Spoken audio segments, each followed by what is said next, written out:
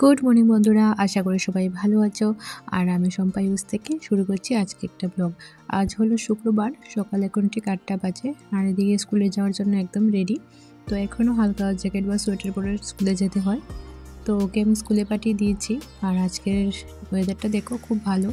আর এদিকে আমার ব্যালকনিটা হয়ে গেছে, তো অনেকটাই বড় ব্যালকনি, দেখতেও খুব ভালো লাগছে। তো এবার সকালটা আমার এখানেই কাটছে ব্যালকনিতে।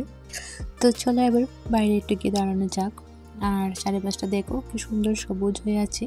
আর এখনও বাইরে সকালে আসলে একটু হালকা সোয়েটার বা জ্যাকেট পরে আসতে হয়, কারণ এখনও সকালটা ঠান্ডা লাগে। আর এখানে বাইরের জায়গাটা এতটাই নীরব থাকে, তো যখনই বাইরে আসি তখন ভাবে দাঁড়িয়ে থাকি। আর এই যে পাশে বিল্ডিংটা দেখছো, এটা হলো একটা শপিং মল। তো যখন আমি ঘরে বোর হয়ে যাই তখন এখানে একটু যাই। তো যাই হোক, আজকের ওয়েদারটা খুব ভালো। আর এই যে বাইরে থেকে আমি আমার ঘরটা দেখিয়ে দিচ্ছি। তো এতদিন তো এই পাশটা তোমাদের দেখাতে পারিনি, তো আজকে তোমাদের দেখিয়ে দিচ্ছি। দেখো ঘরটা কীরকম হয়। আর উপরে দেখো বিশাল বড় একটা গাছ, আর এর ছায়াটা পড়েছে আমার ঘরে, তো যার জন্য গরমও লাগবে না। আর গরম তো এখানে নেই, প্রায় 3 মাস বলেই চলে। জুন, জুলাই, আগস্ট 3 মাস এখানে গরমটা থাকে, আর বাকি তো ঠান্ডাই থাকে বেশি। তো এই 3 মাস সবাই খুব আনন্দ করে। তো চলো এবার ব্রেকফাস্টটা বানিয়ে নিই। তো ব্রেকফাস্টে ওকে আমি দিয়ে দিয়েছি। আর আমি আজকে বানিয়েছি, এখানে দেখো, গাজর আর বিট রুটের একটা জুস। তো এই জুসটা আমি মাঝে মধ্যে বানিয়ে থাকি, এটা শরীরের জন্য খুব ভালো, তোমরাও খেতে পারো। তো এটা ডিটক্স জুস, তো খুব ভালো হয়। তো চলো এবার এটা একটু খেয়ে নিই। তো এই যে দেখতে পাচ্ছ কালারটাও খুব সুন্দর হয়েছে। তো আমার ছেলে তো খেতে চায় না, আমি খাই মাঝে মধ্যে। তো চলো এবার রান্নাবান্নাটা শুরু করি। তো আজকে দেখো এখানে নিয়েছি তেলাপিয়া মাছ। তো এটা এনেছিলাম আমি কসকো থেকে। তো এখানে 4টে আছে। তো আজকে এটা রান্না করব। আর এখন এটা দেখো এখানে একদম বরফ হয়ে আছে, তো এটাকে বের করে কিছুক্ষণ জলে ভিজিয়ে রেখে দেব। আর যখন একটু নরম হবে তখন এটাকে কেটে নেব। এই মাছটা খেতে খুবই টেস্ট, তো মাঝে মধ্যে আমি এটা নিয়ে আসি। তো এবার এই মাছটা আমি কিছুক্ষণ জলে ভিজিয়ে রেখে দেব। এই যে 2টো মাছ নিয়েছি, আজকে 2টো মাছ রান্না করব। তো নরম হয়ে গেছে, এবার এটা কেটে নেব। আর এর মধ্যে যে থাকে, তো সবই ওরা ক্লিন করে দেয়, আমরা শুধু বাড়িতে এনে যার যেরকম পছন্দ পিস করে নিই। তো দেখো আমার মাছ কাটাটা হয়ে যাচ্ছে। তো এই যে আমার কাটা কমপ্লিট। তো এবার চলো রান্না বান্না বসাই। এইগুলো কতটা ফ্রেশ দেখতে পাচ্ছ। তো এবারে একটু হলুদ গুঁড়ো আর একটু নুন দিয়ে ভালো করে মেখে মাছগুলো ভেজে নেব। তো এবার এটা প্যান বসিয়ে দিয়েছি।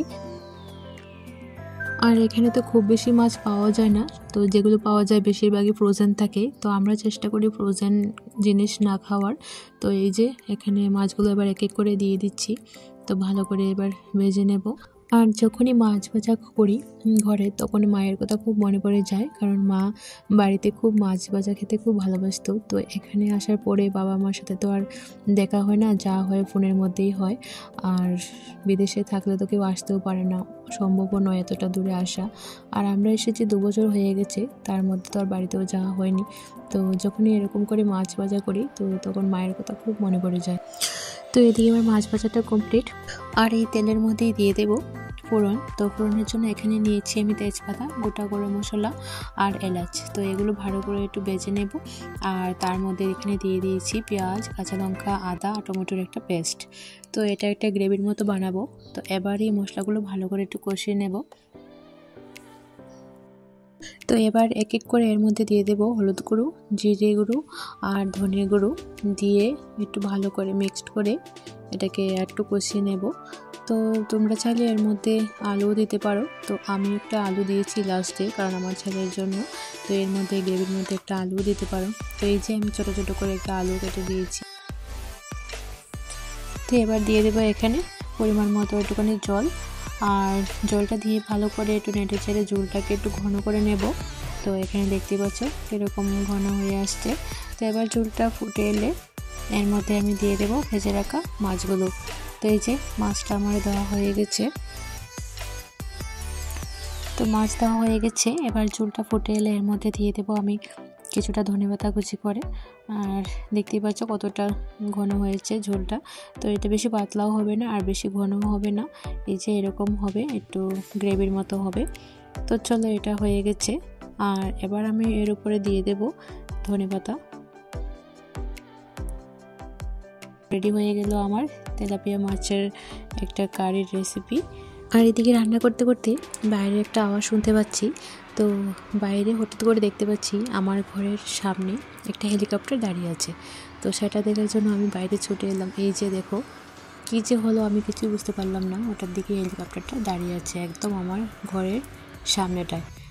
তো কী যে হলো বা কেনই দাঁড়ালো কিছু বুঝতে পারলাম না। তো যখন দেখলো আমি ভিডিও করছি, তো হেলিকপ্টারের উপর থেকে আমাকে দেখতে পাচ্ছে যে আমি ভিডিও করছি। তো এখান থেকে সরে গিয়ে দেখতে পাচ্ছি আবার এখানে সেমভাবে এই যে এই জায়গাটা আবার দাঁড়িয়ে পড়বে। এখানেও আবার দাঁড়িয়ে আছে, কেন দাঁড়িয়ে আছে জানিও। তো যাই হোক আমি খুব মজা নিচ্ছিলাম। তো হেলিকপ্টারের উপরে দাঁড়িয়ে আছে, আমিও দেখছি নিচে থেকে। আর এদিকে দেখো পাশের বিল্ডিং থেকেও সবাই তাকিয়ে আছে যে কেন হেলিকপ্টারটা দাঁড়িয়ে আছে। তো চলো এবার নিচে যাওয়া যাক। আর অনেকটা সময় হয়ে গেল, এবার পুচকু আসার সময় হয়ে গেছে। এবার ওকে নিচে গিয়ে নিয়ে আসি। আর চারিদিকটা দেখো কি সুন্দর সবুজ হয়ে আছে। স্কুলও ছুটি হয়ে গেছে, এই যে এক এক করে সবাই চলে আসছে।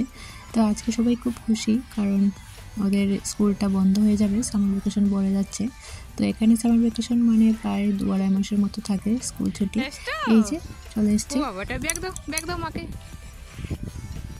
তো চলো এবার দেখো সবাই একসঙ্গে বাড়ি ফিরছে। আমাদেরও ছোটোবেলার কথা মনে হয়ে যাচ্ছে, একসঙ্গে বাড়ি ফিরতাম। আর এদিকে দেখো স্কুল থেকে এসেই সব ব্যাগ থেকে সব কিছু বের করে নিচ্ছে। ও আমাকে দেখাবে আজকে স্কুলে কি বানিয়েছে। তো এখানে স্কুলে অনেক অ্যাক্টিভিটি করা হয়, এই যে এখানে কি বানিয়েছে এগুলো সব নিয়ে বসে পড়েছে। তো এবার এক এক করে আমাকে দেখাচ্ছে কি বানিয়েছে। এখানে এখানে একটা অ্যাপেল গাছ বানিয়েছে। এদিকে দেখো একটা ডাক এখানে কি সুন্দর করে কাফটিং করেছে। আরও অনেক কিছু বানিয়েছে। তো এগুলো রোজই এরা স্কুলে গিয়ে বানাতে থাকে। তো খুব সুন্দর হয় এগুলো। তো আমি ভাবি যে এগুলো রেখে দেবো। এই যে এটা ও নিজে বানিয়েছে, ওটা নাকি ও। তো যাই হোক, তো এগুলো খুব ভালো লাগে দেখলে। আর আমি ভাবি যে না এগুলো সব একটা জায়গায় রেখে দেবো, যখন ও বড়ো হবে তখন দেখবে। তো খুব সুন্দর, এগুলো ফেলতেও ইচ্ছে করে না। তো রোজই স্কুল থেকে এরকম বানিয়ে নিয়ে আসে, আর আমি সবগুলো রেখে দিই বড় হয়ে যাতে দেখতে পারে। আর বিকেলের দিকে দেখো অনেক বন্ধু এসেছে, তো দুজন মিলে দিয়ে খেলাধুলা শুরু হয়ে গেছে। তো ওরা দুজন সেম ক্লাসে পড়ে। আর এদিকে বাইরে দেখো গল্প শুরু হয়ে গেছে। তো এখন কেউ আসলে আর ঘরে বসা হয় না, বাইরেটাই আমরা বসে সবাই মিলে গল্প করি। আর এই যে ওর ছোট ভাই, তো ও যখনই আমাদের বাড়িতে আসে খুব খুশি থাকে। আর তিনজন মিলে অনেকটা সময় খেলাধুলা করতে পারে। তো এই যে খুব খুশি এখানে এসে। তো চলো এবার রাতও হয়ে গেছে, এবার রাতের রান্নাবান্না করতে হবে। আর এদিকে আরেকজন খুব খুশি যে স্কুল বন্ধ হয়ে যাবে। তো এই যে এই 4টার মধ্যে লেখা আছে স্কুল কবে বন্ধ হবে, কী প্রোগ্রাম হবে।